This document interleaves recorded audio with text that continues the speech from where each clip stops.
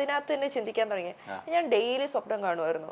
കാണുന്ന മൊത്തം അതിനകത്തുള്ള കണ്ടസ്റ്റൻസിനെ മാത്രം. ഞാൻ ഒരിക്കലും ഹസ്ബൻഡിനെ കണ്ടിട്ടില്ല, മോനെ കണ്ടിട്ടില്ല. അതിനകത്തുള്ള കണ്ടസ്റ്റൻസിനെ മാത്രമേ സ്വപ്നത്തിൽ വരുള്ളൂ. പിന്നെ ഞാൻ കണ്ട 2-3 സ്വപ്നങ്ങൾ അതുപോലെ സംഭവിക്കുകയും ചെയ്തു. അതെ, ഞാൻ എനിക്ക് സംഭവിക്കുന്നതായിട്ട് കണ്ടത് എന്റെ ഏതെങ്കിലും ഒരു അടുത്ത ഫ്രണ്ടിനായിരിക്കും സംഭവിച്ചിട്ടുണ്ടാവുക. ഞാൻ എലിമിനേറ്റ് ആയിട്ട് പോകുന്ന കണ്ടു, ഞാൻ ഇന്ന വഴി കൂടെ പോയെന്ന് കണ്ടു. അതേപോലെ സംഭവിച്ചിട്ടുണ്ട്. എന്തൊക്കെയോ ഉണ്ട് അതിന്റെ അകത്ത് അല്ലേ? നമ്മൾ അതിനകത്ത് ചെല്ലുമ്പോ അങ്ങനെയാണ്. അത് ഒരു എനിക്കറിയില്ല, പവറിനെ കുറിച്ചും നമുക്ക് എക്സ്പ്ലെയിൻ ചെയ്യാൻ അറിയത്തില്ല.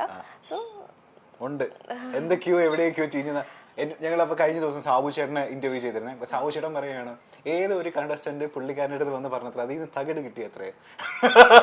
അത് ഞങ്ങൾ എന്നപ്പോഴും പറഞ്ഞു തകിടുണ്ടെന്ന്. അത് നോക്കിയപ്പോ എല്ലായിടത്തും തൂക്കിയിട്ടേക്കിടുണ്ട്.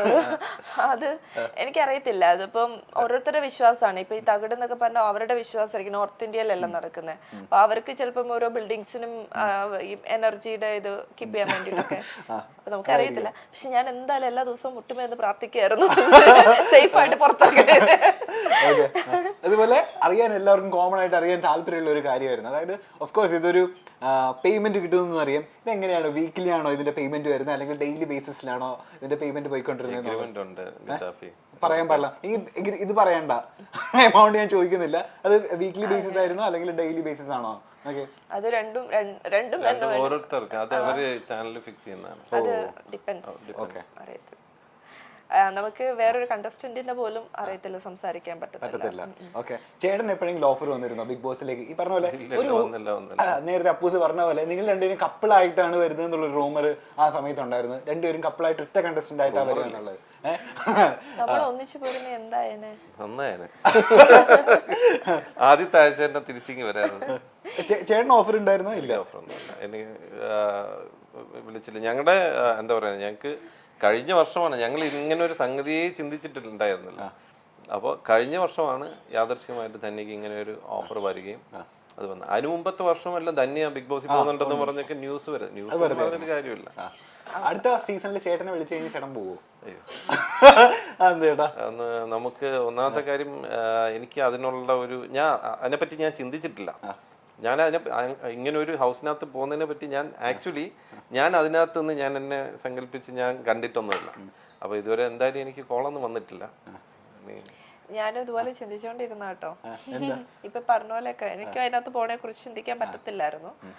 പക്ഷെ എനിക്ക് കോൾ വന്നപ്പോ ശരി പേരോട് പിന്നെ നോക്കാം. മണിക്കുട്ടൻ പോകില്ലാന്ന് പറഞ്ഞിരുന്ന മണിക്കുട്ടനെ ഞാൻ നല്ല സുഹൃത്തുക്കളാണ്. ഇതിനിടയിൽ നമ്മൾ പരിചയപ്പെടേണ്ട ഒരാളുണ്ട്. ഞാൻ ഇതിന്റെ ഇടയിൽ വിട്ടുപോയതാ പരിചയപ്പെടുത്താൻ. ഹലോ, ഇന്ന് വരുമോ? ക്യാമറയുടെ ഫ്രണ്ടിലേക്ക് വരുമോ? ഞാൻ അവിടുത്തെ സൂപ്പർ സ്റ്റാറിന്റെ പേരൊന്ന് പറയോ? പേര് പറ. ജൊഹാൻ സാംസൺ ജോൺ. എന്റെ ഭയങ്കര പേരാണല്ലോ. തന്റെ ഏറ്റവും ഇഷ്ടപ്പെട്ട എന്താ ഫീച്ചർ എന്താന്ന് അറിയോ എനിക്ക്? കണ്ണ്. നല്ല കണ്ണാന്ന് എല്ലാരും പറയാറുണ്ടോ? തനിക്ക് ഇല്ല? എന്നാ ഞാൻ പറഞ്ഞേക്കും നല്ല കണ്ണാ. പറഞ്ഞിട്ടുണ്ടോ? രഞ്ജു ചേട്ടൻ പറഞ്ഞ ഓർമ്മയുണ്ടോ? നമ്മുടെ ഒരു ക്യാമറമാൻ ഉണ്ട് എന്റെ സീരിയലില്, പുള്ളി പറയായിരുന്നു നല്ല കണ്ണാന്നാ. ഏക സിനിമയിൽ അഭിനയിക്കാൻ താല്പര്യം ഉണ്ടോ? അമ്മേനെ പോലെ അച്ഛനെ പോലെയൊക്കെ താല്പര്യമുണ്ട്. അച്ഛനോട് പറയായിരുന്നില്ലേ എനിക്ക് സിനിമയിൽ അഭിനയിക്കണം? വലുതായിട്ട്. ഇനി വലുതായില്ല താൻ.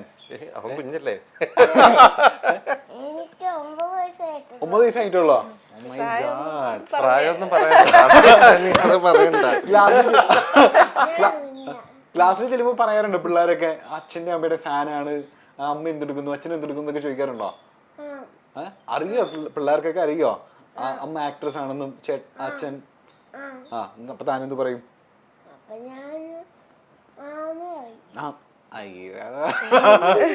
ഇവൻ ഡാൻസ് കളിക്കോ? ഡാൻസ് കളിച്ചിട്ടൊക്കെ ഉണ്ട്. കുറച്ച് സാധനങ്ങൾ. പിന്നെ ഞാൻ ഡാൻസ് എനിക്ക് എന്റെ ഇഷ്ടപ്രകാരം ഞാൻ പഠിച്ച്, നമുക്ക് താല്പര്യം ഇല്ലാതെ ചുമ്മാ ഫോഴ്സ് ചെയ്ത് വിട്ടിട്ട് കാര്യമൊന്നുമില്ല. പിന്നെ കീബോർഡ് വായിക്കാനൊക്കെ ഇഷ്ടമാണ്. കീബോർഡ് വായിക്കും. പിന്നെ എന്താ പറയുന്നേ, പാട്ട്, ചെസ് കളിക്കും, റോളർ സ്കേറ്റിംഗ്. ഇവന് ഇഷ്ടമുള്ള എല്ലാ നമ്മള് അവസരങ്ങളും ട്രൈ ചെയ്ത് പോകുന്നുണ്ട്. അപ്പൊ ഒന്നിനും ഫോക്കസ് കൊടുത്തിട്ടില്ല ആള്. അവന് താല്പര്യമുള്ളത് ഏതാന്ന് പറഞ്ഞ അവൻ. ഓക്കെ, ഇന്ന് നിനക്ക് സംസാരിക്കാനുള്ള സമയമാണ്. നിനക്ക് എന്താ താല്പര്യമുള്ള? എല്ലാം താല്പര്യമുണ്ട്. അച്ഛനോടാണോ അമ്മയോടാണോ ഇച്ചിരി താല്പര്യം കൂടുതലുള്ളത്? പക്ഷെ ഈക്വൽ ആണോ? ആരാ പാവം? ആരാ ഈക്വൽ ആണോ? പക്ഷെ എന്താണോ ഇത്? വളരെ സേഫ് ആണ്. അച്ഛന്റെ മകൻ തന്നെയാണോ അവൻ? നമ്മള് അച്ഛനെ അമ്മനെ സിനിമയില് ടിവിയിലൊക്കെ കാണുന്ന പോലെ തന്നെയാണോ വീട്ടില്? എന്നാലും ഇച്ചിരി കുറുമ്പൊക്കെ ഉള്ള ആർക്കാ? ദേഷ്യമൊക്കെ ഉള്ള ആർക്കാ? നീ മനസ്സ് തുറന്ന് പറ, ഒന്നും പറയൂല. ഈക്വൽ ആണോ? രണ്ടുപേരും പാവമാണോ? ഈക്വൽ ആണോ? ആരെ തള്ളി പറയില്ല. ഓക്കെ, അപ്പോ പാട്ടുകാരനാവൂന്നൊക്കെയാണ് ഇവര് പറയുന്നത്. സിനിമയിൽ അഭിനയിക്കാൻ കുറച്ചുകൂടെ വലുതാകുന്ന സമയത്ത് പാട്ട് പാടട്ടെ അല്ലേ? ഇപ്പൊ പാട്ട് പാടുന്ന ആഗ്രഹമാണ്, പഠിച്ചു തുടങ്ങി.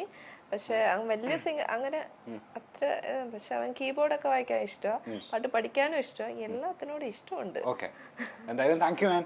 നമ്മള് വിളിച്ചപ്പോ ഉടനെ തന്നെ വന്നില്ലേ? Thank you so much. അപ്പൊ പിള്ളേരെയൊക്കെ അന്വേഷിച്ചു എന്ന് പറയാം ക്ലാസ്സിൽ കേട്ടോ. Thank you. അപ്പൊ നിന്റെ മേരിഗിരി സ്കൂളിലോ നിന്റെ ക്ലാസ്സിലെ എല്ലാവർക്കും ഏത് സ്കൂളിലാണ് പഠിക്കുന്നത്?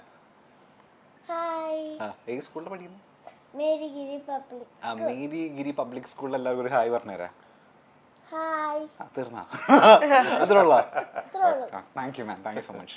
ഇതുപോലെ നമ്മള് ചേച്ചിയുടെ ഒരു വീഡിയോ ഈ പറഞ്ഞ പോലെ ബിഗ് ബോസിന് ശേഷമാണോ എന്നറിയില്ല, ഭയങ്കര വൈറലായിരുന്നു, മില്യൺ ഒരു വീഡിയോ ഉണ്ട്. ഈ പറഞ്ഞ പോലെ എല്ലാവരും അത് കഴിഞ്ഞതിന് ശേഷം ടീച്ചർ ചോദിച്ച സംഭവമായിരിക്കും കൃപാസനത്തിന്റെ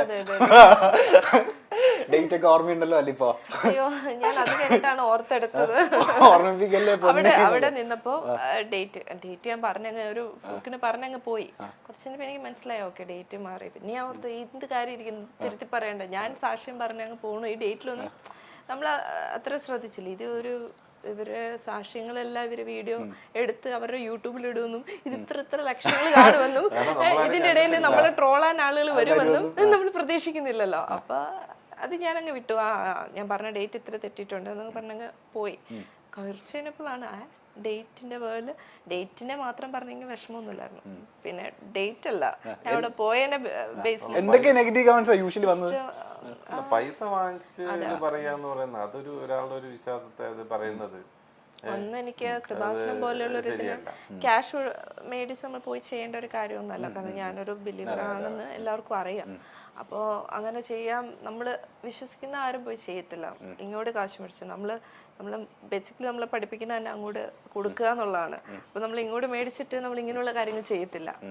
അപ്പോൾ പ്രത്യേകിച്ച് സാക്ഷ്യം പോലുള്ള കാര്യങ്ങളൊക്കെ, കാരണം നമ്മളെ വിശ്വാസത്തെ അത് നേരെ ഉൾട്ടയാണ്.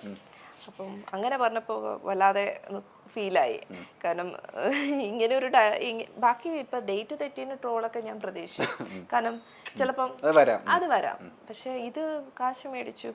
പിന്നെ പറയുന്ന മൊത്തം ഈ ഒരു കൃപാസനത്തെ കുറിച്ച് വളരെ നെഗറ്റീവ് ആയിട്ടുള്ള കുറെ കാര്യം ഞാൻ അപ്പോഴാണ് ഇതിന്റെ നെഗറ്റീവ് കാര്യങ്ങൾ കേൾക്കുന്നത്. അതുവരെ ഞാൻ യൂട്യൂബ് ചാനൽ, കൃപാസനത്തിന്റെ യൂട്യൂബ് ചാനൽ ഞങ്ങൾ കാണാറില്ല, ഇല്ലായിരുന്നു, ഞങ്ങൾ കണ്ടിട്ടുമില്ല. പക്ഷെ ഇതിനകത്ത് ഇവളുടെ അമ്മയ്ക്ക് ലേക്ക് ഷോറില് സർജറി ആയിരുന്ന സമയത്ത് നമ്മൾ കൃപാസനത്തിൽ പോയിരുന്നു പ്രാർത്ഥിച്ചിട്ടുണ്ട്.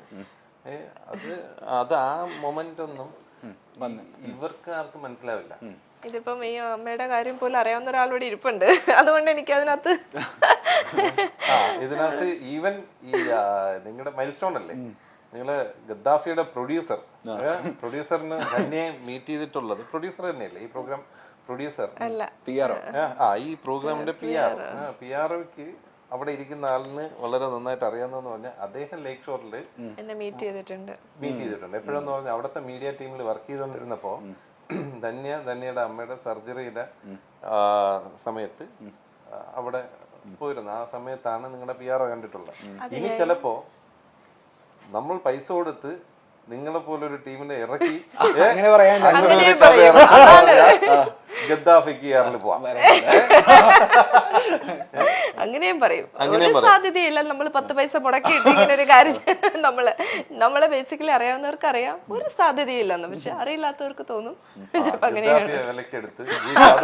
മനഃപൂർവ്വം ഇന്റർവ്യൂ എടുപ്പിച്ച് ഇങ്ങനെ വന്നപ്പോ ഗദ്ദാഫിയുടെ PR വന്ന് എനിക്ക് ധന്യ ചേച്ചി അറിയാം നേരത്തെ എവിടെ വെച്ച് ലേക്ക് ഷോറിൽ വെച്ച് കണ്ടിട്ടുണ്ടെന്ന് പറഞ്ഞു. അപ്പോഴാണ് ആ കഥ ഞാൻ പറയുന്നത്. പിന്നെ പലരും ഞങ്ങളുടെ ഒരു യൂട്യൂബിലെടുത്ത് ഞങ്ങൾ അതിന്റെ ഒരു റിപ്ലൈ ഒക്കെ കൊടുത്തു. അത് സംഭവിച്ച കാര്യമാണ് എന്നൊക്കെ പറഞ്ഞ് റിപ്ലൈ കൊടുത്തു. പക്ഷെ അപ്പോൾ നമ്മൾ അതിന്റെ വർഷം പറഞ്ഞില്ല. 2020 അമ്മയുടെ ഈ ശരിക്കും അമ്മയുടെ ഒരു ആവശ്യമായിട്ട് പോയതല്ല. ഞാൻ അവിടെ പോയി ഉടമ്പടി എടുക്കുക എന്ന് പറയും. നമ്മൾ അവിടെ പോയിട്ട് നമ്മുടെ ആവശ്യങ്ങൾ വെച്ചിട്ട് ഞങ്ങളെ ബേസിക് പേഴ്സണൽ കാര്യങ്ങൾ വെച്ചിട്ട് ഞാൻ പ്രാർത്ഥിച്ചു. മെയിനായിട്ട് എനിക്ക് 2-3 ആവശ്യങ്ങൾ ഉണ്ടായിരുന്നു. അതിലൊരു ആവശ്യം ഞാൻ പറഞ്ഞ കാര്യം ബ്രദറിന്റെ മാരേജും ഒക്കെ പറഞ്ഞു. അപ്പോൾ ഈ ഫസ്റ്റ് പ്രയോറിറ്റി അതായിരുന്നു. അപ്പൊ അത് വെച്ച് പ്രാർത്ഥിക്കാൻ പോയപ്പോഴാണ് അമ്മയുടെ ഈ അസുഖമൊക്കെ വരുന്നത്. പക്ഷെ അപ്പോഴാണ് കണ്ടുപിടിക്കണേ ഇത് പോയി ചെയ്യുന്ന സമയത്താണ്. അപ്പൊ എനിക്ക് അവിടെ പോയി പ്രാർത്ഥിക്കണം, മൺഡേസിൽ പോയി അവിടെ പ്രാർത്ഥിക്കണം. ആ സമയത്താണ് നമ്മുടെ ഓപ്പറേഷൻ, മൺഡേ ആണ് ഓപ്പറേഷൻ വെച്ചത്. അപ്പോൾ ഞാൻ അവരുടെ ഉടമ്പടി അനുസരിച്ച് നമ്മൾ പോയി പ്രാർത്ഥിക്കുന്നവരാണെങ്കിൽ എല്ലാ മൺഡേസും പോകണമെന്നാണ്. അത് മന്ത്ലി ഉള്ള ഫസ്റ്റ് മൺഡേ അങ്ങനെ. ഇപ്പൊ ഓർക്കണേ 2 വർഷം മുമ്പ് ഈ ഓർമ്മ അതെ. അപ്പോ അപ്പൊ പിന്നെ